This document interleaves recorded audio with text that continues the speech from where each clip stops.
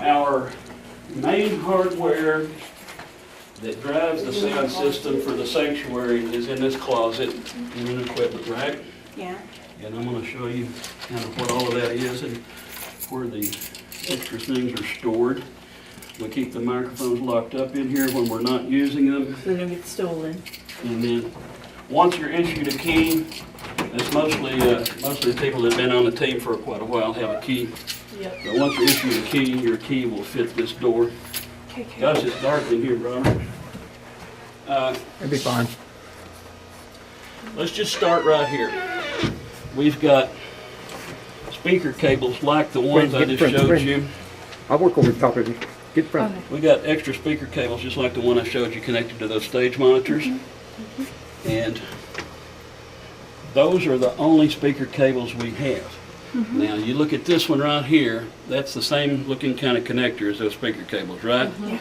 But this is not a speaker cable, these are all instrument cables. Yeah. And the difference is these are shielded for signal to keep from preventing signal loss or for stray stuff to get into the signal.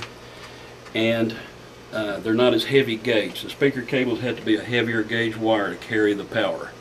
So you don't want to end up hooking up a speaker or a monitor with an instrument cable. Because that will kind of ruin the cable? It's bad. It will be bad And a lot of feedback. for the amplifiers and everything. Yeah. So what you have mainly that we're going to end up dealing with frequently are XLR cables or microphone cables. And when I ask for an XLR cable, it's going to have these kind of connectors on it. It's a 3-pin connector, male and female. And these are stored on the board here in lengths. I've marked them. This was a 10-foot. This is greater or equal to 10 foot right here. Or less than or equal to 10 foot goes here. 15-foot ones go here. 25-foot ones go here. They're all scattered all over the place right now. And 50-foot ones go here. So those are XLR cables. We connect up microphones with them. We also connect up direct boxes, which I'll have to show you the direct box out there on the stage. Let's go in here. The direct box is necessary to connect, for instance, an acoustic guitar and different things into. Our microphones are all in this case. AA batteries are stored in this big pocket on this side. I try to keep us well stocked so we got enough. There's a battery tester in there. The other batteries that we don't use so often are in this smaller pocket, AAAs and 9-volt. Occasionally, an instrument musician needs a 9-volt for their instrument, and someone will need some AAAs for their metronome or what have you, so we've got those if they need them. Behind the microphone case, and here's the Sunday morning drill. I unlock the closet, leave it unlocked, carry the microphone case out there to the stage, and I leave the closet unlocked as long as I'm here, because I'm usually in and out multiple times, and it just saves me the trouble of unlocking the door. So if I'm on the premises, it's okay for this door to be unlocked. And then that's the last thing I do when I leave at the end of the day or whatever. I'll make sure the closet's locked. We have a little toolbox here with various screwdrivers, pliers, wrenches, different things to do repairs. We've got this little box here with small parts to fix microphone cables, other kinds of connectors, and there's some adapters and things in there. This rack is several things. This top rack that's got all the blinky lights is the personal monitor system. It sends through Cat5 connectors to those jacks we talked about out there in the pit earlier. It sends and talks to their personal monitor mixers. This all connects into the main mixer at the booth. This is what enables their personal monitor mixers to work so that they can mix what they want to hear in their earbuds. The second rack is called a digital snake. It adds 8 channels to our system. When I talked about 33 through 40 out there, jacks 33 through 40, this is them right here. The hard wires of those jacks come in here and plug into this digital snake. And then the snake sends all of that information to and from the mixer through a Cat5 cable. So is that why you have that little hobbit hole right there? That's not mine. That's just access under the stage to do repairs or whatever. Now this, the other equipment in this rack, these are television modulators for the the church's closed circuit TV system. It's nothing we use. It's not in use. It's functional. Yeah. It's operational, but it's not anything we're using. It's just standard definition channels that aren't being used right now. This rack over here is what drives all the speakers.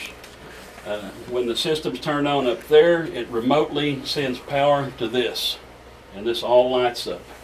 This is the digital signal processor that decides, it balances and balances the signals going to each amplifier so that the sound is properly balanced through the auditorium. We don't do anything with it. It does its own thing. It's programmed. It's like a computer, and it's programmed to do its own thing. So all you have to do is just turn it on. We don't turn it on. It turns on when we turn the system on. It comes on by itself and does its own thing. So we leave it alone. These are amplifiers that send signal to like the hallway speakers in the choir room and nursery. All of this stack of amplifiers here is the PA for the house, the big speakers for the house. Up in that cluster, that speaker cluster. You don't usually This top one is, they're all labeled. This is the subwoofers under the stage. This is the cluster left and right, the main speakers left and right of that cluster. These are the main speakers in the center of the cluster. Center balcony, choir monitors left and right, balcony left and right, and orchestra monitor and floor monitors are driven by that bottom amplifier. So those are all power amplifiers that pump the watts through cables to the speakers. Okay? And those are all passive speakers like I talked about. They require amplifiers to work. There's also powered speakers that don't require amplifiers. They have their own amplifiers built in, but they require electrical power and a signal from an XLR cable. Okay? So that's what's in the closet. We also got some extra stuff stored in here, some microphone stands. These are straight stands. Okay? If I ever send you for a straight stand, we got a supply of those. These are boom stands. We got extra boom stands here, and I'll show you out on the stage how the boom stands are used and what they're used for. Those are the basic two kinds of microphone stands we have. In this box here we have some extra microphones and things we use. We have an extra wireless pack that we can put on a visiting minister with his own head-worn mic, like what the pastor wears. We have these wired vocal mics that can be used with an XLR cable plugged into one of these jacks we talked about out there. This is a vocal mic. It's a dynamic mic. It doesn't require any power to operate. You just plug it in and it works. And these are close proximity mics. They're intended to be used at this distance, no more than 4 inches.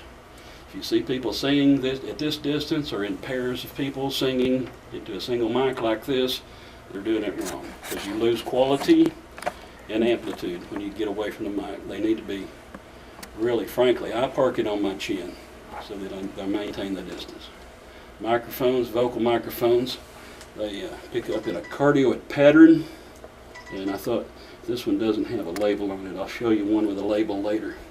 But they're intended to be spoken directly into the end of. You'll see people using a microphone like this, and that's wrong. They don't work well, they don't sound good when you talk into the side of them. They work much better, perfectly, when you speak into the end of them at close proximity. That's a vocal mic. Now there are other mics that aren't intended to be that way. The pulpit mic is an example. If you talk this close to the pulpit mic, it's going to sound horrible. It's going to have all this popping. Every time they say P, it's going to go pa, pa, because it's ultra sensitive. It's not a close proximity mic. It's designed to be used from some distance, kind of like this. Okay. Microphone clips. They come in various sizes for different things. This size fits that mic I just showed you. This size fits our bigger wireless microphones. Okay. You got to have the right kind for the various types. The wireless microphones are all color coded. The one without a color code on it is the Music Masters. It's labeled when you look at this display here and look at it up there on the board, it says David on it. It's David Dugan. Yeah. The one with the black tape on it, we've been using for Nathan. It'll say Nathan on the board. And when we have a praise team, this is like in the color of the rainbow. If you went from the organ side to the piano side, it would be the color of the rainbow. Roy G. Biv. Red, orange, yellow, green, blue, indigo, violet.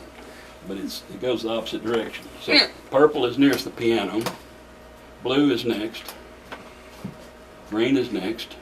And then so on and so forth. Then yellow, then orange, and then red, If we if we had a red one, and then there's a white one also.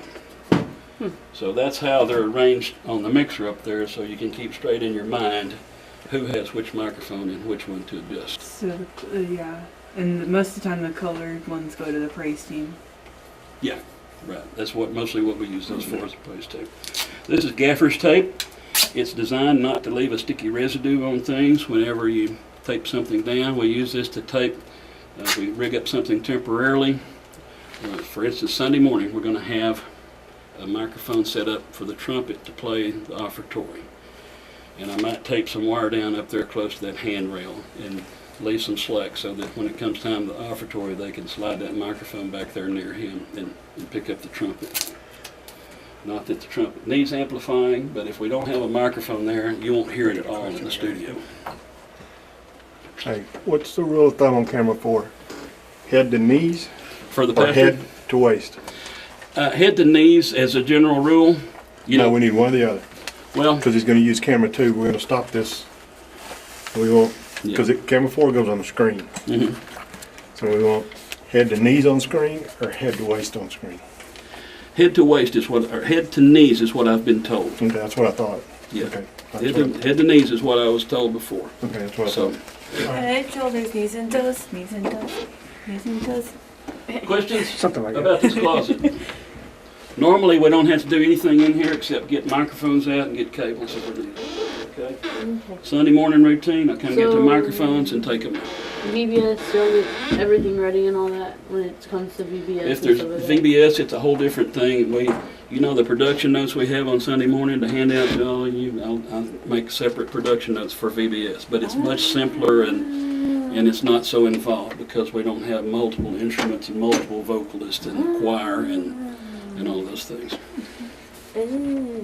Questions, Robert? You got anything to add? Nope, covered it well. Okay. All right, let's move along to the stage and